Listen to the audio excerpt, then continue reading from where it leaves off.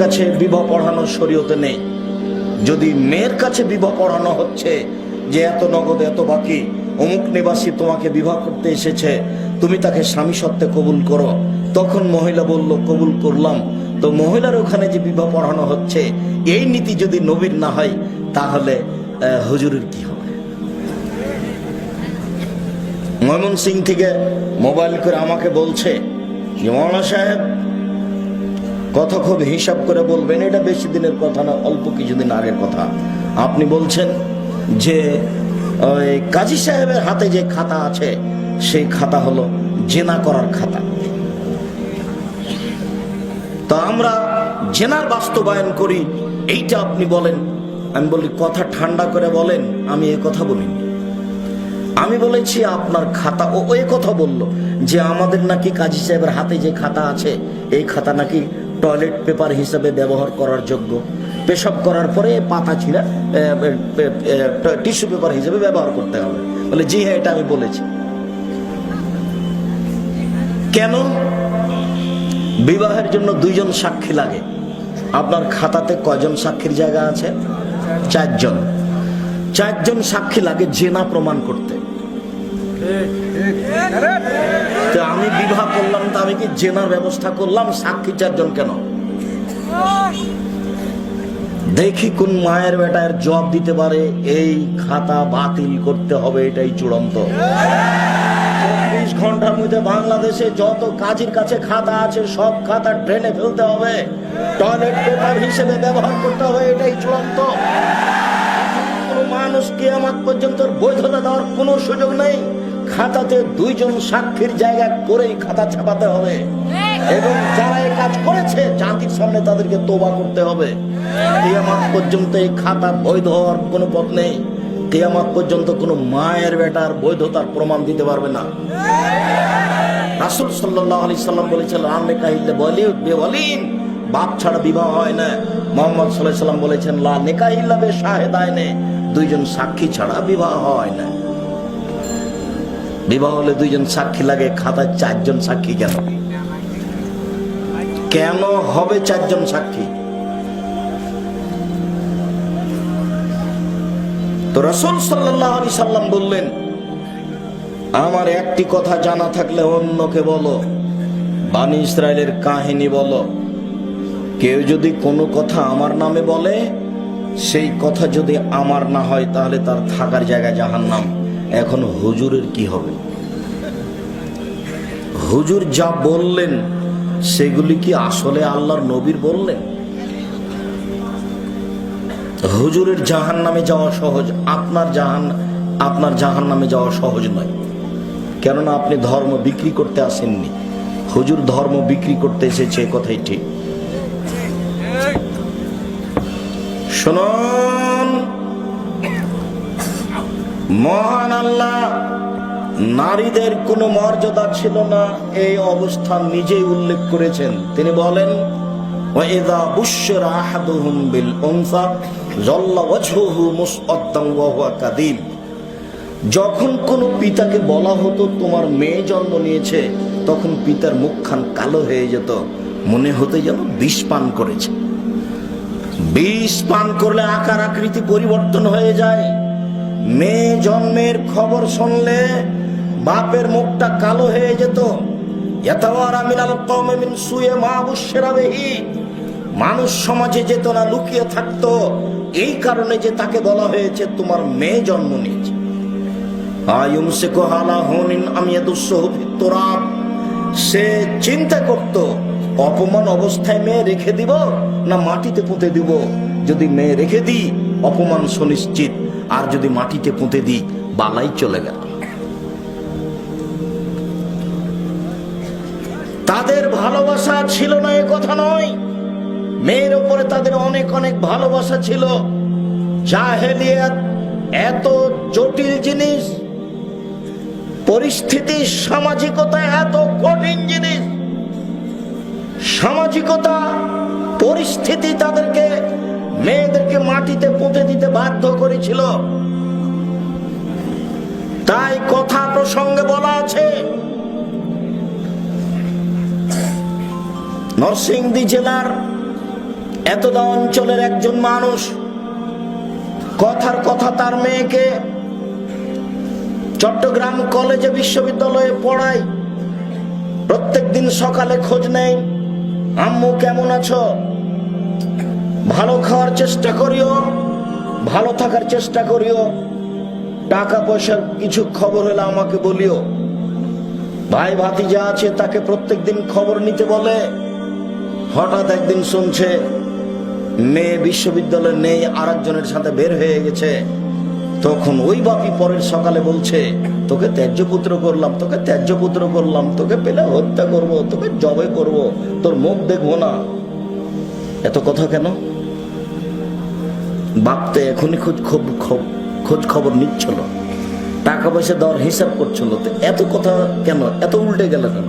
এরই নাম পরিস্থিতি, এরই নাম জাহেলিয়াত। জাহেলিয়াত আবার ফিরে এসেছে। বাপ নাই মা নাই, মেয়ে লন্ডনে পড়ে, এরই নাম জাহেলিয়াত। বাপ নাই মা নাই, খোলা মাঠে মেয়ে চট্টগ্রাম বিশ্ববিদ্যালয়ে পড়ে, এরই নাম জাহেলিয়াত।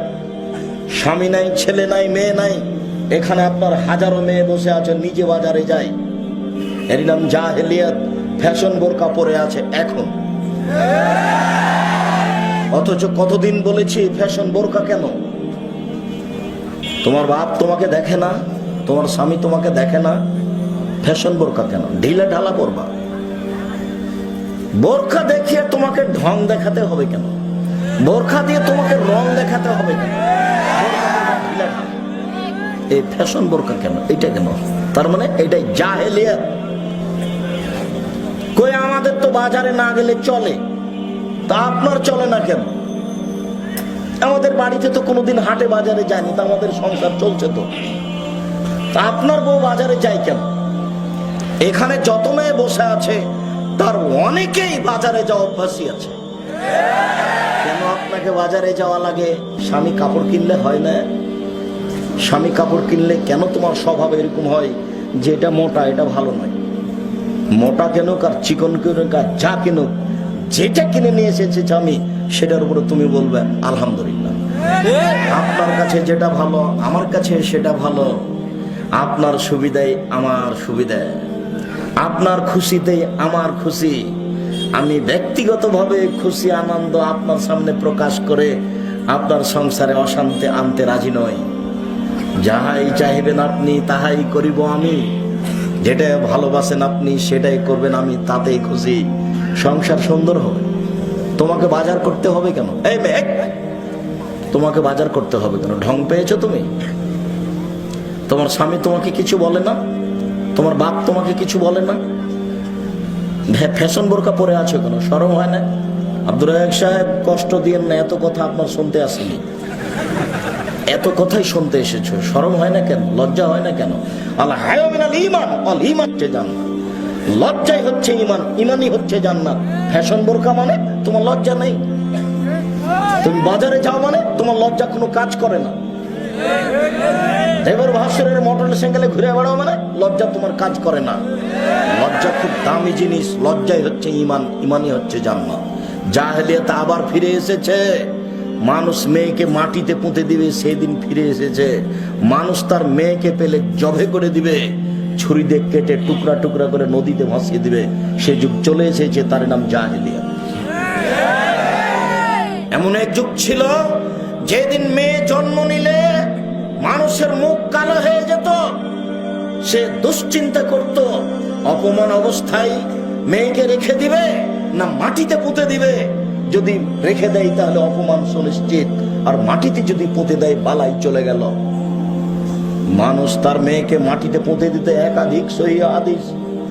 মুগিরা ইবনে শুবা রাদিয়াল্লাহু তাআলা আনহু বলেন, রাসূল সাল্লাল্লাহু আলাইহি সাল্লাম বলেছেন, ইন্নাল্লাহা হারামা উকুকাল উম্মাহাত, আল্লাহ তাআলা পিতামাতার অবাধ্য হওয়া চিরদিনের জন্য হারাম করেছেন। কোনদিন পিতামাতার বিরুদ্ধে যাওয়া যাবে না। ওয়াদাল বানাত, মেয়েকে মাটিতে পুঁতে দেওয়া হারাম করেছেন। তার মানে মেয়েকে মাটিতে পুঁতে দেওয়া হতো।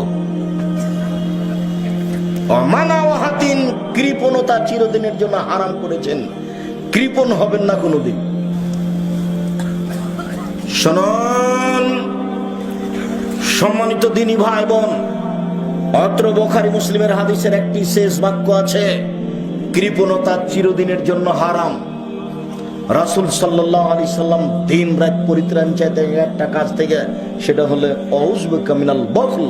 আল্লাহ তোমার কাছে আমি কৃপণতা থেকে বাঁচতে চাই, আল্লাহ তোমার কাছে আমি কৃপণতা থেকে বাঁচতে চাই, আল্লাহ তোমার কাছে আমি কৃপণতা থেকে বাঁচতে চাই।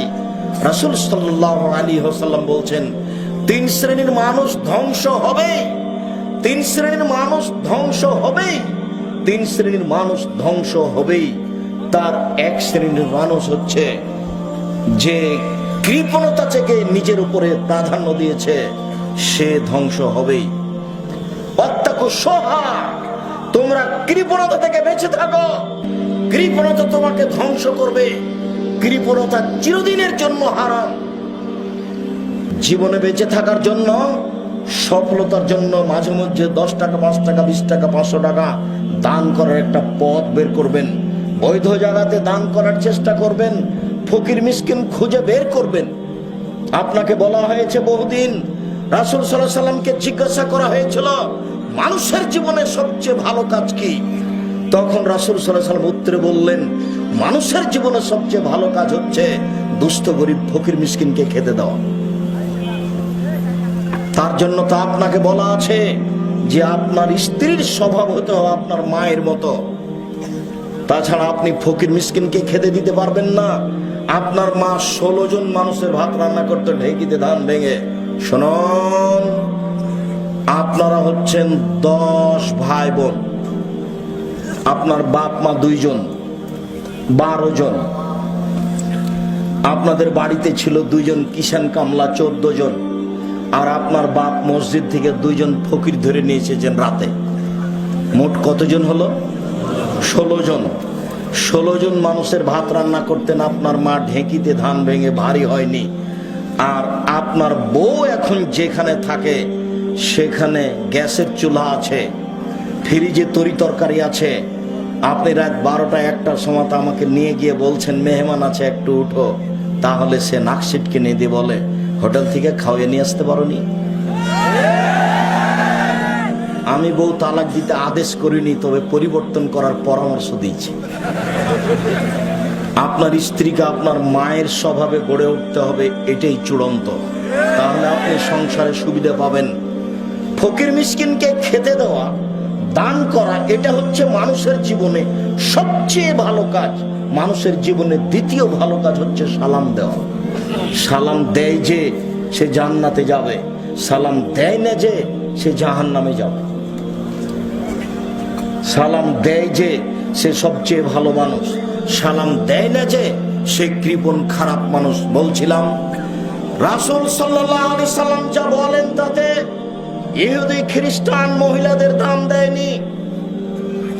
আবু হুরায়রা রাদিয়াল্লাহু তাআলা আনহু বলেন, রাসূল সাল্লাল্লাহু আলাইহি সাল্লাম বলেছেন, ইন্নাল ইয়াহুদ ইজা হাজাতিল মারাত, যখনই তাদের কোন মহিলা ঋতুবতী হতো তখন ইহুদিরা তাদের সাথে খেত না, তাদেরকে বিছানে রাখতো না, তাদেরকে বাড়ির পিছনে রেখে আসতো। এখনো তাদের এই নীতি আছে। আমাদের দেশে যদি কারো কুষ্ঠ রোগ হয়, ধবল রোগ হয়, তাহলে তার জন্য ভিন্ন প্লেট রাখে, ওই প্লেটে ওই গিলাস তার জন্য ব্যবহার হয়। বাড়ির কেউ সেই গিলাস ব্যবহার করে না। এখন ছোঁয়াচে রোগের মতো হয়ে গেছে। ছোঁয়াচে রোগের অবস্থা যেমন, নারীদের অবস্থা তেমন ইহুদিদের কাছে। ইহুদিরা নারীদেরকে ছোঁয়াচে রোগের মতো মনে করত। ঋতুবতী হলে তাদেরকে বাড়িতে রাখতো না, বাড়ির পিছন দিকে রাখতো। এই ইহুদি, এই খ্রিস্টান নারীদের দাম দেয়নি, হিন্দুরা আজও দেয় না। হিন্দু মেয়ে আজও বাপের জমি পায় না, হিন্দু মেয়ে আজও বাপের জমি পায় না। অথচ আল্লাহ তাআলা মহিলারা বাপের জমি অর্ধেক পাবে আর ছেলে পাবে ডবল। এইটা যদি কেউ মনে করে যে আল্লাহ কি এখানে ইনসাফ করেছেন, মেয়ে পাবে অর্ধেক, ছেলে পাবে ডবল, এটা কেমন হয়ে গেল? শুনুন, এটার কয়েকটা কারণ আছে। তার 1 নাম্বার কারণ হচ্ছে আপনার স্ত্রী নিয়ে এসেছে 1 ভাগ তার বাপের কাছ থেকে, আর আপনি পেয়েছেন 2 ভাগ, এই হলো মোট 3 ভাগ। আপনার বোন নিয়ে গেছে 1 ভাগ, আর আপনার ভগ্নিপতি পেয়েছে 2 ভাগ, এই হলো তারা সবাই মিলে 3 ভাগ।